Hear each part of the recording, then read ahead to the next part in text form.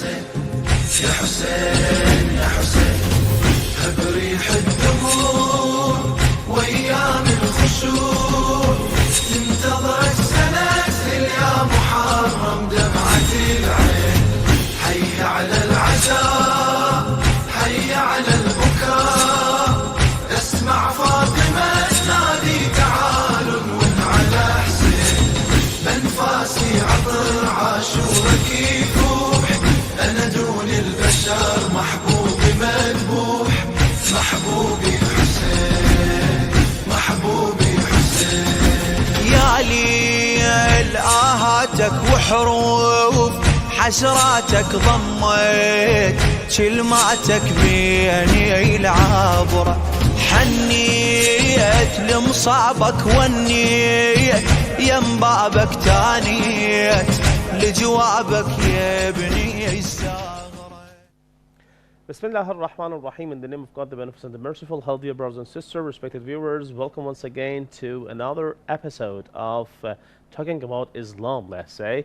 And inshallah, from this pure land, from the land of Hussein, land of Abbas, from Karbala, we're going to be with you and talk about another quote of Commander of Faithful Amir al-Mu'mineen Ali ibn Abi Talib alayhi salam, which has been written and chosen in the book which has been written by Brother Ali, who is my guest here in this studio right now. I would like to say salam to him, and after that I will start the speaking and the conversation by a question. Brother Ali, salam alaikum, and thank you for being here and accepting our invitation. In the name of God, thank you for having me again for the second time, and I'm glad to be here, and inshallah we can Inshallah, we're going to go through the same book, the fourth book that you have written about Ali ibn Abi Talib alayhi salam. Actually, you said in the previous episode that you just wanted to write something great and found the best person who has said lots of great things is Imam Ali alayhi salam, and he took the most part, the main part, let's say, of your book. In another chapter that I just came across, I found another quote of Amir al-Mu'mineen Ali ibn Abi Talib alayhi salam. I have written it right here. I would like to read it once again for you and the respected viewers. So tell me that why you choose this quote, and tell us that what you thought about it when you were writing it. Ali ibn Abi Talib alayhi salam said, Allah Most High has made obligatory upon the leaders of justice to equate themselves with the weak ones from among people, so that the poor cannot be intimidated as a result of his poverty. It is from the Nahjul Balagha, I think, yeah, the sermon 209. So why did you choose this one, and what do you mean by bringing this quote in your book? If I'm not mistaken, this quote follows a very brief explanation of which I titled Democracy in Islam for that chapter. Yeah. One of the things I wanted to do, and this will be the preview for why this quote is there, one of the things I wanted to do in the book was, regardless, again, non-religiously, to introduce the true ideals of Islam. Nothing to do with, you know, what's going on today in the world. Just the facts of what Islam was built on, so that people get an idea of where this religion came from, or where this way of life and spirituality expanded from and reached. And I noticed, you know, through the Quran, through the Prophet's sayings, the hadiths that we have, and through numerous other historical moments that are, you know, written and spoken by many, not just Muslims, there have been many factors pointing towards the fact that Islam is actually a democracy. It's a democratic system. It's a democracy of a community living together. And we see that in many different aspects. Can you just give us some, yeah, I want some examples. Well, I'll give you a very early example so that it's not washed over by any political activism or anything. So, towards the beginning of Islam, there was a person called Bilal al-Habashi. Yeah. This person, you know, became a Muslim, and when he became a Muslim, prior to being a Muslim, he was a slave. Yeah. He was owned by a person, and he was a slave. He was property. He was not human. He was He was property. not free person, By yeah. law, he was property. Yeah. He learned of Islam. He learned that in Islam everybody's equal. Yeah. He learned that in Islam you have a say, you There's have a no voice. difference between the black and white, no racism. There's no racism, there's no sexism, there's none of that. Everybody had a voice in Islam. Everybody had a say. Everybody could contribute. Everybody could ask, you know. And contrary to people's beliefs, women could go to the Prophet and ask if they had a question. Am I wrong? Yeah. Women can go to the Prophet and ask a question. Yeah, everyone. It's not a male society, dominant society, none of that stuff. So Bilal now becomes a Muslim. He bases his immigration into Islam on the key code of equality. Yeah. Because that was the most important thing for a person who's a slave. You ask someone who doesn't have freedom, what do you want? Freedom. You ask someone who doesn't have water, what do you want? Water. Water, yeah. Right? People don't want the things they don't know. They want Sure. the things they want because they need. So Bilal, mostly, you're talking, mostly the people who just gathered around the Holy Prophet Muhammad, peace and blessings be upon him, were thinking of equality, because in that time, in that society, equality was a problem. Yes, it was a lacking issue. It was a lacking issue, yeah, actually. And slavery and these kind of behavior with the slaves was a very bad situation. So those slaves, they all thought that, okay, this is a good opportunity for all of us to be Muslim and be free. Very true. And so this person enters Islam. Yeah. Now, let's bypass all the other stuff. We have a day where the Prophet comes and says, well, we are going to call for prayer. We're going to do this thing. It's called a call for prayer. Teaches the community what a call to prayer is, and, you know, explains just like everything else. And so the Prophet says, we need a caller to prayer to call. And that is the azan that we today hear in all the mosques around the world. So remember, a lot of people, as you said, have entered into, you know, they converted and entered into this field of Islam.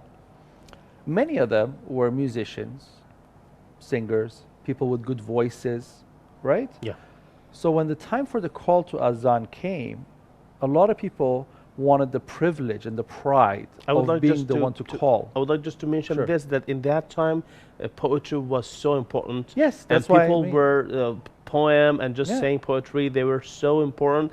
And people in that time actually had very great voices, because when you want to read a poetry, you need to be very powerful in speaking, and your voice must be with a great volume to impact. It has to be an auditorial voice, to impact on the others. So I'm with you that in that time, maybe some people had very great voices around the Holy Prophet Muhammad. So going into the culture, we can imagine that a certain percentage of people who converted to Islam were of those people, correct? Yeah. Okay.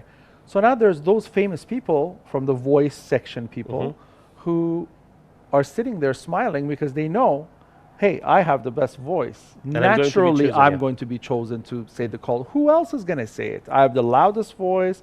I have the nicest voice. I'm famous. Look at my history. I have albums and albums of poems, right? So the Prophet says, okay, where's Bilal? And everybody looks at the Prophet and looks around and says, why is he looking for Bilal at this point? I mean, what does he want? Because remember, these are converts who just recently converted. And it takes a while for you to change heart. Even if you really believe in something, you cannot say, I don't believe in this. You cannot say, I'm a Muslim, and then tomorrow morning you are thinking... You change all your mind. Yeah, it's impossible. It takes time. You have your background. Yeah, progress is slow. You can become an amazing Muslim one day, but it will take time. You cannot just transfer overnight into any religion or into any field or anything. Even if you become a doctor, you go to school, you learn your surgery, your first surgery is not going to be as well done as your 85th surgery, correct? Sure, indeed. So these are people who are not really that advanced in their spiritual learning of Islam yet. The Prophet's just beginning to teach. This is the beginning of Islam. And they're thinking, maybe the Prophet wants a drink. Maybe the Prophet... They're automatically tying Bilal through racism in their historical account to offering something, to slavery.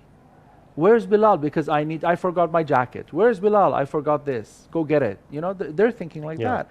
They're not even thinking that what the Prophet's going to do. The Prophet, and when they asked for Bilal, he wasn't sitting close in the common circle. Why not? He himself coming, again, the same thing I was trying to tell you. Everybody has their background that they need to slowly shed when they come into Islam, right? We shed our skin and we're reborn into Islam. So he's shedding his old skin. His old skin would not allow him to sit with his master. Because he still thinks that he's a slave. Thinks he's not, maybe he knows he's not a slave, but he still is not so comfortable in society to walk in. If you're a slave for 20 years, and it's hard to feel like a free you're not man. going to wake up the next day and walk in the middle of the street and command authority and have confidence. It's hard to forget about all your background. The confidence will come over time and over experiences. So now this Bilal, they look for him, they find him, he says, come, come. And he comes and he says, you are going to perform the azan, the call to prayer. And as you know, this is what happened. Bilal was the first one who was the first one who calls prayer. We know from all accounts of history, religious and non, and any historical background, that Bilal had an awful voice. It's a fact. Yet the Prophet chose him. Although he had a bad voice. For saying adhan and performance. He was not a nobleman of the early society. He was not of the great families. He even wasn't an Arab person to be able to pronounce the Arabic words. And that's the other thing. He was not the best pronouncer of the Arabic world, right? So now, you take all of these things and you say, why would the Prophet make all these mistakes, right? As a person, forget religion, just looking at this analytically just being at the same and place critical, at the same time. You would say, why is the Prophet making all these mistakes by selecting this person? What is wrong here? Well, it's not that the Prophet's making mistakes. It's that you are not in the same line and path with the Prophet, knowing that we are here trying to promote equality. Or let's say you don't have the same mind that the Holy Prophet has. Of course you don't. And he's thinking something much superior to what you are thinking, because if it wasn't like this, then he wouldn't be a prophet. Unfortunately, as humans though, we like to argue about everything that we don't understand ourselves. And that's also in the Quran, in the chapter of the cave, somewhere around the middle of the chapter, God states that the humans are the most argumentative creatures that I've built.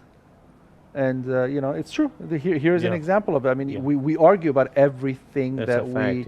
It's a fact. Because we want to understand it. If I don't understand it, it cannot be right. It cannot convince me. I don't have the faith or the submission to God to say, I know it is right because God willed it this way. But I also must know that I'm not at a position to understand what God has willed yet because I've not reached that spiritual marker. When I reach that spiritual marker is going to be, I'm going to know when I reached it. And do you know how? Because you're going to look back at this issue and you're going to understand it and accept it when you used to argue about it. So you're growing, and now you understood it. What does that mean? You accepted it, but you were arguing about it a couple of years ago. That means you developed spiritually to the point of understanding what it is that God was trying to teach you, but me and you were too ignorant to understand. We didn't have the education. We all try to argue. We all try to argue about things we don't understand. But once we understood it and we accepted it, submit. Then we say, when we submit, right? We submit because we say, of course it's like this. So it takes time. So that's an example. You're asking me to give you an example of equality. That's an early example of equality. There are many examples. And again, as I said, if you notice the chapter, it's a half-page chapter, correct? In my book. The reason why I did that, I could have exactly done this. I could have brought dozens and dozens of examples and historically elaborated on the chapter. I don't want to do that in the book. I want people, if you want to know that there are many examples of democracy in Islam, there are many books about democracy and democratic examples in Islam that you can go and read about. Go and educate yourself. Don't expect one person to sit on a TV show for 20 minutes and give you your life's book and path and following, because So that can will not happen. Can you give me the conclusion of this story that you just said about Bilal? What was the reason that Holy Prophet Muhammad chose Bilal, and where is the democracy in such a choice? So the quote of Imam Ali that you mentioned in the beginning, the ending of this quote says that so that the poor person cannot be intimidated by Yes. their poverty. Correct? Yes. Okay. What is an intimidation by poverty? Intimidation by poverty is basically me being poor and knowing that I can never have this position because I'm poor. I'm a nobody. I just stand in the corner and I watch as the beautiful people get their share of the beautiful life because I'm poor. Because I'm poor, so I Right? have no I right just, to be yeah, I have no right to be in there. their position. This is not equality anymore. Uh-huh. The Imam in that quote is saying the person at the top, right? Yeah, The yeah. authority, the Yeah, person yeah. at the highest level has to feel connected to the person at the lowest level so that they don't allow this intimidation to happen, so that everybody is level. Now the Prophet is creating a level field by bringing the lowest of what people believe. Even in the level of thinking, Yes. everything Yes. must be justice, Yes, must be level, Yes. must be. You cannot be democratic in a car park and say, you know what, just because you're richer, you park closer. No, no, no. Everybody parks where they find No, a because spot. the person who's got no car, then what should he do? And not only that, I mean, if you do that there, and then you come out, and then you go into, for example, you know, whatever the supermarket that the parking belongs to, and then you say, rich people can go to this line because it's faster. Yeah. Well, what's the point of being democratic here then? You might as well just There's no not point. have democracy, right? You can't have democracy in stages and have it work. You either have democracy or you don't have democracy. And Islam says you have democracy. I'm not talking about today. I'm not Yeah, yeah. talking about how You're talking Islam about the is- idea of I'm Islam as talking general. about the ideal of Islam when it was brought. So the Imam, the reason why I bring the quote of the Imam, and I'll come back to this later. So let's have a break. yeah, let's okay? have that break and then we'll... And inshallah, after the break, we're going to go through it deeply and Yes. talk about it, inshallah. Perfect. Let's have a break, and inshallah, we'll be back again. Okay, back to our topic, Brother Ali. Let's see what you've got for us according and regarding this topic and how democracy is introduced in Islam according to this quote of Imam Ali alayhi salam. Okay, we stopped at the example of Bilal, and I think it's enough to just give the example and not focus too much on that example. What's important, though, that we must take from that is that the Prophet understood that he has to make physical examples in different places and times to show why equality matters. I mean, you know, if you think about it, it's better to have someone with a louder voice. It's better to have someone who can say the words properly. Definitely, yeah. And it's better to have someone with a clearer voice. All of those things are better to call for prayer. Yeah. It does not make sense logically to find someone who can't speak the language and makes mistakes, phonetic mistakes in the words, in the sounds, who has a voice that's not loud enough for people to hear. And you got to go back 1400 years. There was no microphones and Yeah. there was no editing voices No or anything like that. amplifier or something like that. Yeah. No amplifiers, nothing like that.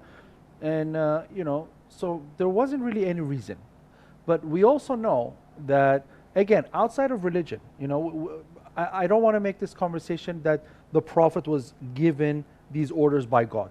Let's even take that out, because you mentioned there are people who don't believe in God. Yeah. So we're going to talk to them too. We're not only going to talk to Shias, because that's how you expand. We're going through the We're going logic to talk of through the logic of this why these example things and happen. this historic event. Exactly. And we're going to speak to the world in a way that the world can understand, in a Yeah. way that the world can Not only the talk Shia to us. Muslims Yes, or because, those who believe in Islam. if my prerequisites to, you know, for me to say God said so and that's how it is, well, I'm already putting prerequisites that I believe in God, I'm a Muslim, I'm a Shia, I'm this, I'm this. I have so many things here that people are going to pick So out. you are going to get people out of the circle Exactly. that we are talking about. We want talk about everyone to everybody, be in the everybody. circle. No Yeah. matter who you are, where you're from, what your background is, what your race is, whatever you are, even if you are not a human who understands me speaking right now, pay attention. You know? So the Prophet is a person. Why did I say out of religion? Because I want to say the Prophet was a great person. Okay? Yeah. But I don't want to say it Islamically, in an Islamic in language. general. I want to say it in general. Anybody will tell you that a man who was orphaned, penniless, who was working for a lady who was wealthy, Yeah. you know, got to the point of being the leader of this great organization, let's just call it, for the sake of argument, is a person who knows what he is doing. He's not a person who doesn't know what he's doing, right? He knows what he's doing. He's got an idea. From any perspective, even if you don't believe in God, can you say this person, Muhammad, didn't know what he was doing? No. No, right? Okay. Sure, So the I'd say whole that world, he was an intelligent person. you think the whole world will agree to that, right? Yeah, yeah. Perfect. So then if we all agree on that, we must agree that the reason he made Bilal say the first call to prayer is in his intelligence of doing that, beyond our non-intelligence of thinking of amplifiers and all Good these things, voices, good beautiful voices and voice, stuff like that. And unfortunately, you notice this today. Today, we have people who say the call to prayer or who recite the Holy Quran or who have speeches. And one of the important things that they teach them to become that person is voice management, voice amplification, and all the other Yeah, the artistic parts. Whereas the Quran, Says again, and the totally something Prophet else. says, the best of you humans, the mightiest of the humans, is the one who has the highest level of piety and faith. إن أكرمكم عند الله أتقاكم. Exactly the word in Holy Quran Exactly, says, yeah. right? So I say it in English because some people, you know, may not know it in Arabic, but that's a Quranic verse. Yeah. And the Prophet has emphasized that, right? So this is an emphasis of that right now. This is an emphasis of that. Bilal showed throughout his life to be a pious Muslim, did he not? He was a good follower of Islam in his life. Definitely. He was not a troublesome Muslim. No. There are some troublesome Muslims that we can give examples of, but Bilal was not one. So being that Bilal was a good person, the Prophet chose somebody who in the spiritual part of them. So he deserves to be the one who recites the azan. Why? Because he is faithful and pious and following the right path. The voice should not matter. And this is something that everyone can get, regardless the position that he has, the face that he's got, the voice, or anything that he has got nothing to do with it. Nothing. And the connecting part you asked me about. Here's the connecting part. Earlier, you asked me when we were speaking alone about the connectivity of the high and the low in society and how can you create equality. And so I'm going to answer you now.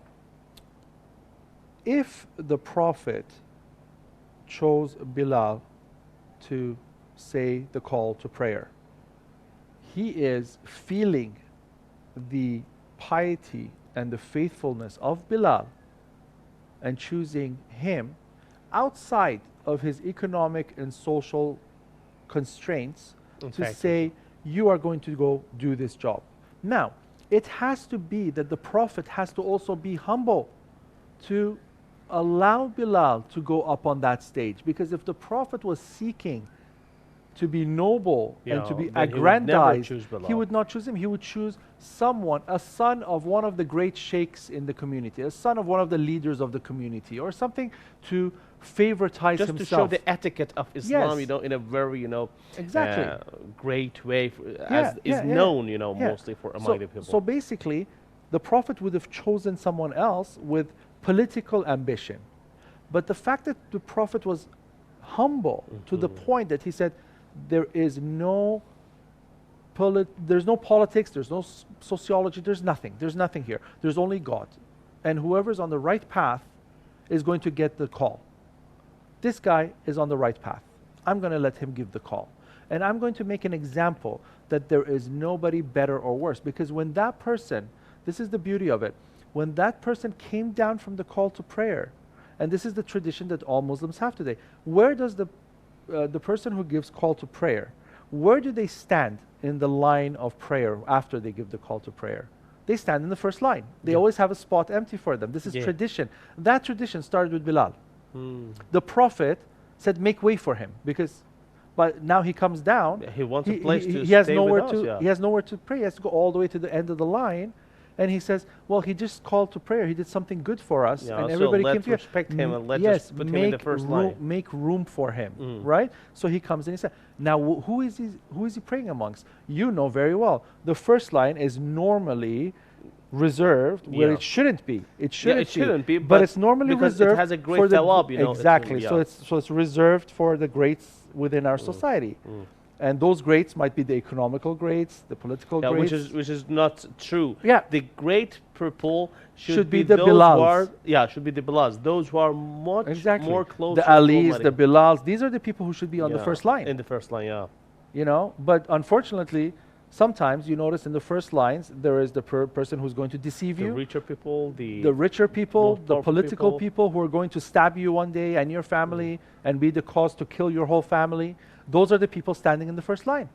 So right now I'm just thinking about something that right now, I don't know if it's true to say it right now here in this show or not, but to be honest, nowadays we see that the Islamic societies are suffering from some kind of contradiction, some kind of, let's say, paradoxes. Yes. That's just, I think that's just because they don't apply exactly the teachings of Holy Prophet Muhammad and Commander of Faithful Ali ibn Abi Talib alayhi salam.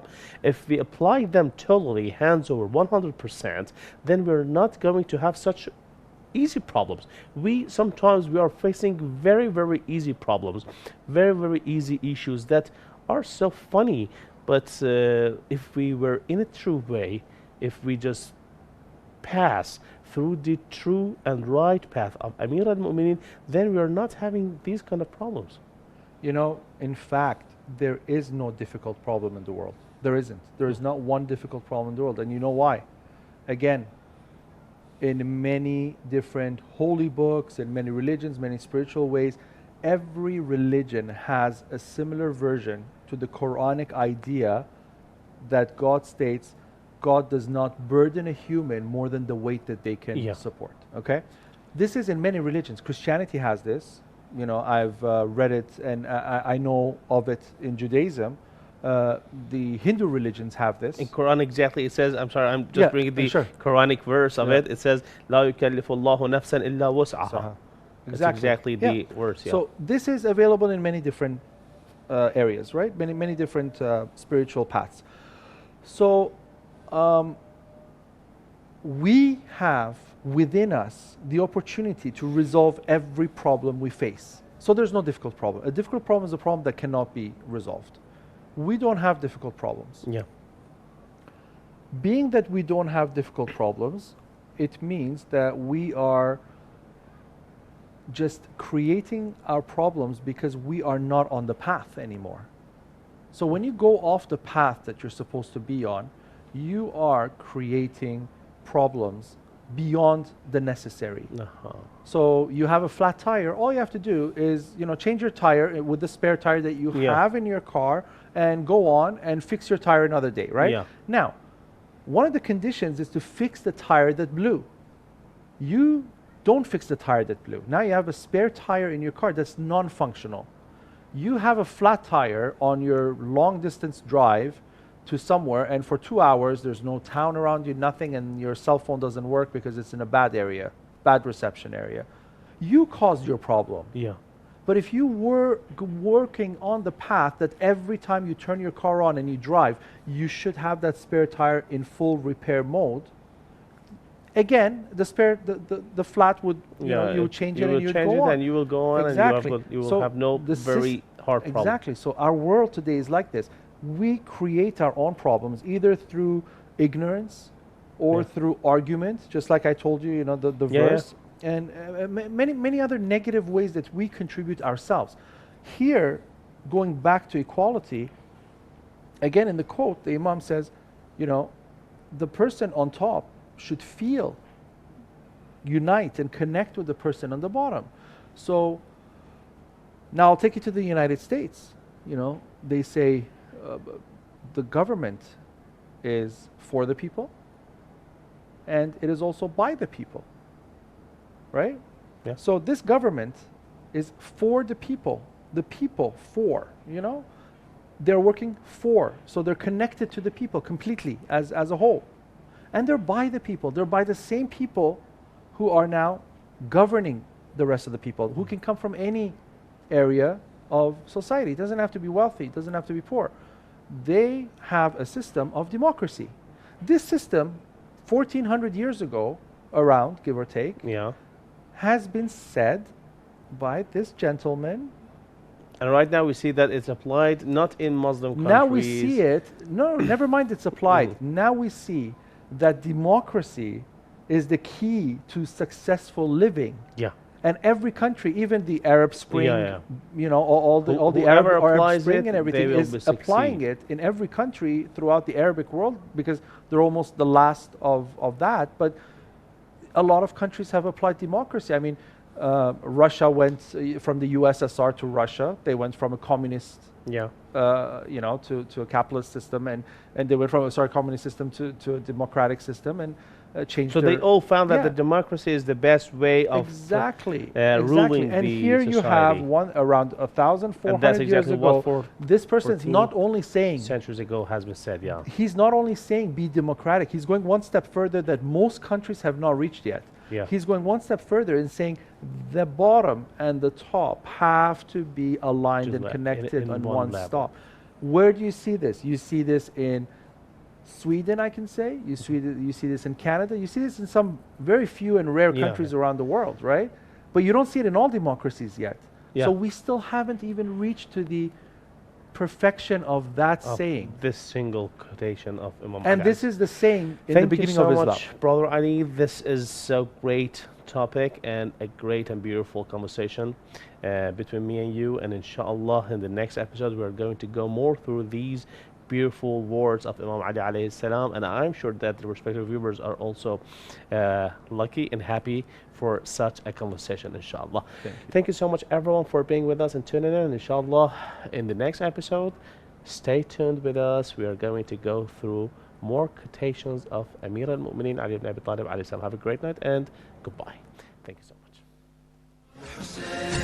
يا حسين يا حسين يا حسين بريح الدموع وايام الخشوع تنتظرك سنة يا محرم دمعة العين حي على العزاء حي على البكاء اسمع فاطمة تنادي تعالوا ون على حسين بنفاسي عطر عاشورك يفوح انا دون البشر محبوبي مذبوح محبوبي حسين محبوبي حسين يا ليل آهاتك وحروف حسراتك ضميت كلماتك بيني العبرة حنيت لمصابك ونيت يم بابك تانيت لجوابك يا ابني الساعة